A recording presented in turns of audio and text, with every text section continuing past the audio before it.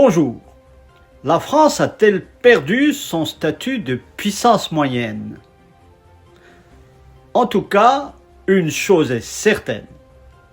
Depuis que ces anciennes colonies ont accédé à leur indépendance, elle a assurément cessé d'être une grande puissance coloniale. Maintenant, est-elle encore une puissance moyenne? Au moins deux facteurs déterminants permettent de l'affirmer. Le premier est militaire et montre à n'en pas douter que les héritiers du grand De Gaulle sont bel et bien descendus de cette deuxième marche du podium. Et ce, depuis au moins la déroute de Dien Bien Phu et d'Indochine.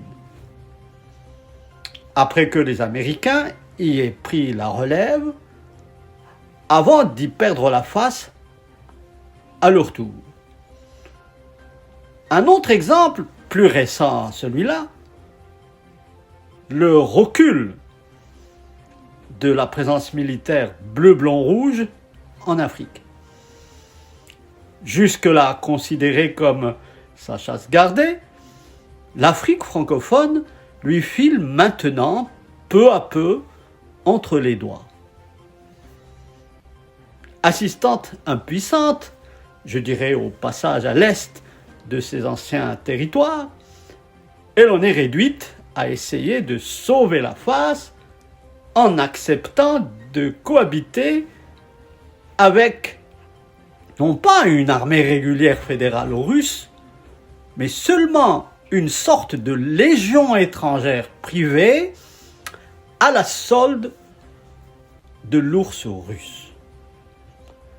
À tel point que les mercenaires du Wagner lui ravissent même la vedette, comme c'est le cas au Mali.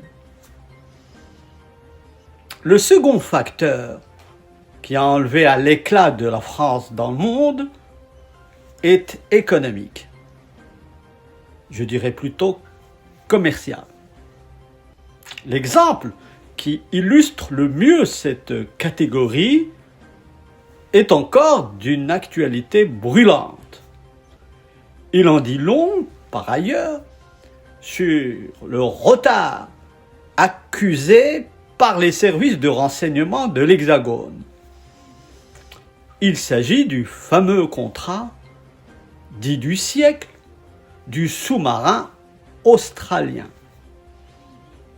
Ce contrat d'une valeur substantielle de 56 milliards d'euros devait initialement revenir à la France seule. C'était compté sans l'appétit incommensurable des véritables grandes puissances, emmenées par les États-Unis d'Amérique. Lesquelles grandes puissances ont pu détourner ce marché, amenant l'Australie à rompre le dit contrat du siècle sans autre forme de procès.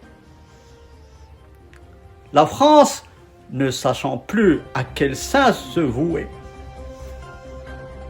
Je devrais me limiter dans ce cogito aux deux facteurs militaires et économiques, mais l'actualité m'oblige à évoquer le rôle de leader que la France s'efforce encore de jouer dans le monde, au niveau diplomatique cette fois, mais auquel le président Poutine de Russie a tenu à mettre un terme, et de manière on ne peut plus spectaculaire. La longueur de la table, au bout de laquelle il avait reçu le président Macron, avec une rare humiliation, est encore dans tous les esprits. Le fondateur de la Ve République, le gigantesque général auquel la France avait donné son nom, doit aujourd'hui se retourner dans sa tombe. À très bientôt.